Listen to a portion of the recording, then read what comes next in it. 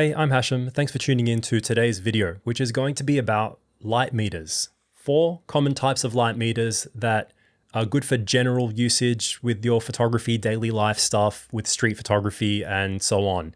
Therefore, I won't really go into the spot meters and other more expensive meters that are good for cine, FPS metering, and things like that, purely because it's just not my area of expertise. So in this video, I'm going to focus on these 4 common types of meters that I have a lot of experience with, smaller handheld ones and so on, and ones that I see a lot of other people using and are a little bit more accessible in terms of price range.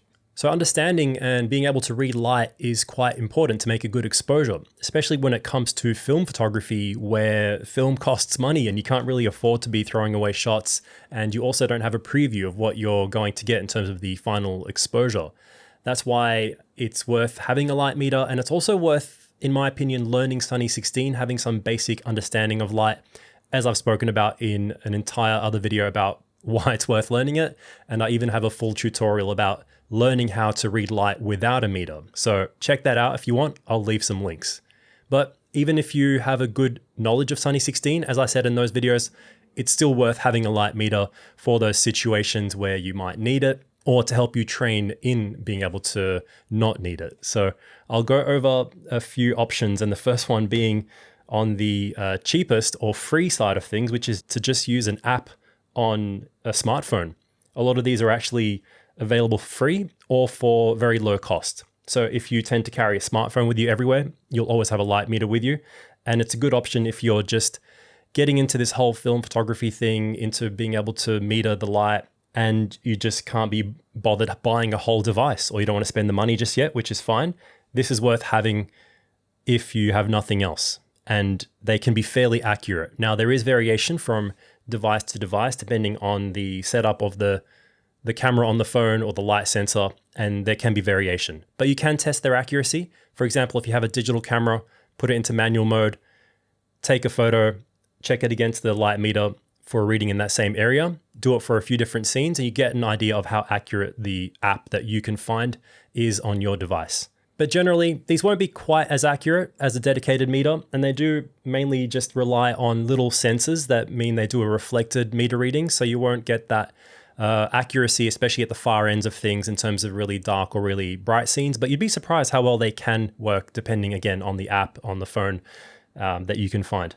All right, option number 2 as you climb up in price is to go for one of these cheaper and smaller hot shoe mounted meters. There's so many of these out there: Reveni Labs, Dumo, Kex, TT Artisans, Reflex Lab, Hideko. There's even others that I can't remember. And this one here is the Aster Hori. I'm not even sure if I'm pronouncing that right. It's a weird name. But these light meters are generally between $50 and $150, let's say. And they are generally a hot shoe mounted style of meter. So they can go on top of your camera, which is great if you happen to have a film camera that doesn't have a meter, doesn't have a working meter, or you just want to use this as well. They just go on the hot shoe. And it's a nice and compact option that doesn't cost too much money. Again, these rely on reflected metering, so they may not be quite as accurate as something that has incidental metering, but reflected metering is generally going to be as accurate as the types of meters that are built into cameras. And especially if you have an older film camera, that might have lost accuracy over time. And there's so many different options when it comes to these that you're pretty spoilt for choice. 5 years ago, there weren't anywhere near as many. There was just the Voigtlander, the Leica ones, and a few others, some really old ones, for example, but they were usually quite expensive or hard to find. And now we have so many options. So again, with reflected type meters, they can be more prone to being tricked by difficult lighting situations, but that's not so bad if you know how they work and how they can be tricked, and they can work perfectly fine for most general situations, especially if you're shooting color negative film. This one here is the Aster Hori AHM1. It costs $79 US. This one was actually sent to me kindly by PerGear just for testing, and they've offered a 5% discount code if you do buy it through Amazon US or UK. I'll put links to those in the description, and that's only until the 2nd of March of this year, but try your luck. Otherwise, there's so many other similar options out there. I do quite like this one. From my testing so far, I've tested the accuracy out on the street so far. I'm liking what I'm getting, but I'll touch a little bit more on that towards the end of the video. as to how I might be using that in the future. The next option up is to go for maybe something like this, which is an analog light meter. So these ones don't use a battery. They have photosensitive cells in the actual light meter with the ability to have a filter to get a more incident type of light meter reading. So these can be found quite cheap secondhand, and there are still options made brand new. So you can get the Sekonic, for example, called the L398A version 3 for about $229 US or 365 Australian dollars. And it looks great. I've never actually handled one of those myself, but it's just a more modern version of this, whereby it has a little needle and some dials where you input your settings and the different metering modes. So they can be quite good. It even has a cine reading function. And again, the beauty of these style of meters is that they don't need a battery. So unlike the smartphone, which might die, or these little ones, which either use a cell or are rechargeable USB-C like this one, you don't need a battery. You don't have to ever worry about a battery running out. So that's the beauty of going with something like that. But they do start to climb in price with different models. The next option, and I think it's one of the most popular options, is to go for a digital style of handheld meter like this Sekonic L308S Flashmate that I have. This is extremely popular. It's a great light meter. I've been using this one for years. I bought it brand new years ago, still have the box, and it's been superseded now by the L308X, which is pretty much the same. It has some blue details on the side and a couple of minor feature changes.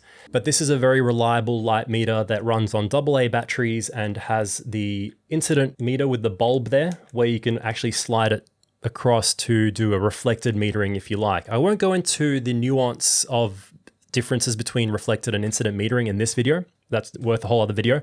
But just know that this has more functionality and versatility than the others I've mentioned so far, because it can also be useful if you shoot with a flash or studio strobes, for example, where you can actually plug in a PC sync cable.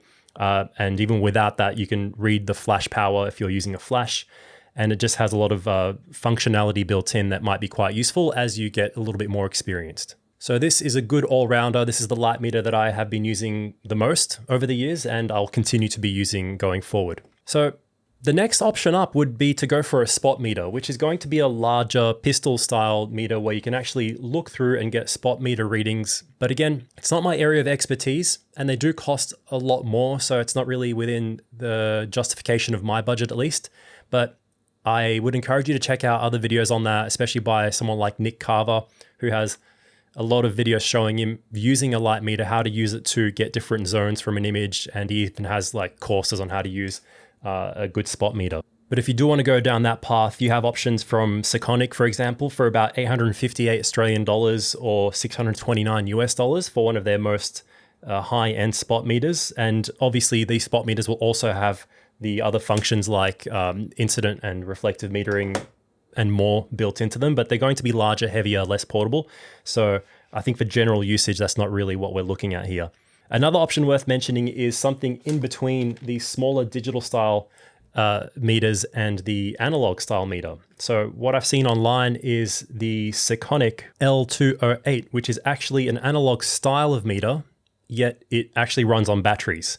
So it's just cool if you actually want the analog style and a really small, portable, cute light meter, but it does still need batteries, but it's this kind of style where you rotate a dial. And the bonus is something like the L208 by Sekonic is only about 130 US dollars or 180 here in Australia. The last thing worth mentioning is all the other brands and variations that you can find out there. There's plenty of other brands of light meters besides the ones I've mentioned, obviously, but I'm just going over the types, the general types of light meters that you can find within these 4 categories, but definitely consider buying secondhand. Light meters are easy to test. You can always check it against something else that you know is accurate. So don't be afraid to get something that's well built, even though it's secondhand. So that's it. Those are 4 options worth considering, starting from $0 all the way up to a few hundred, that are useful for most photography situations, especially if you shoot film and you want that extra accuracy that may not be offered by the built-in meter on your camera, or you might not have one, or you're just learning to kind of take your ability to read light further, because metering can make a difference between just letting the camera do what it wants and really thinking about it and testing different parts of a scene, or if you're doing portraits, for example. It's definitely worth learning more about. But for me, I'll continue to use Sunny 16 when I do street photography. That's mainly what I have been doing for years and something that I continue to do. And I will sometimes carry a meter with me in case I need it, especially when I'm traveling. And I'll continue to use this little L308 until the day it dies.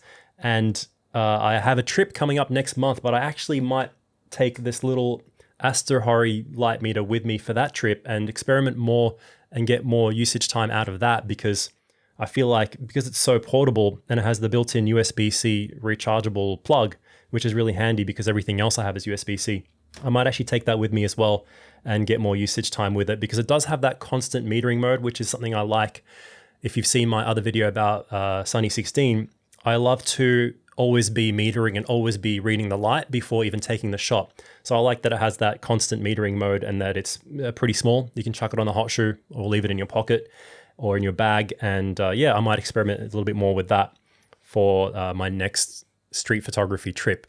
Speaking of which, I'll be hopefully concluding a body of work that I've been working on for years. If you've seen some of my previous vlogs where I've shown my street photography and especially the black and white stuff, that is all building up, and I'll hopefully have enough after this next trip to put a little series together. Whether it ends up being a book or a zine, I'm not 100% sure yet, but I'll definitely aim to have something out hopefully this year, fingers crossed, but I can't really promise it until there's more solid details. So keep an eye out for that. Otherwise, it's worth reminding you that I still have copies of my other zine, which is the Sun-Dried Strip. Check that out if you want. I still have copies of that available. I really appreciate the support for anyone who has purchased one or does go ahead and purchase one. You can check out the link in the description of the video towards the top for how you can buy a copy of that. Anyway, I hope this was useful to you somehow and it shed some light, no pun intended, on the different options for light meters. And I'll see you in the next video here on Pushing Film.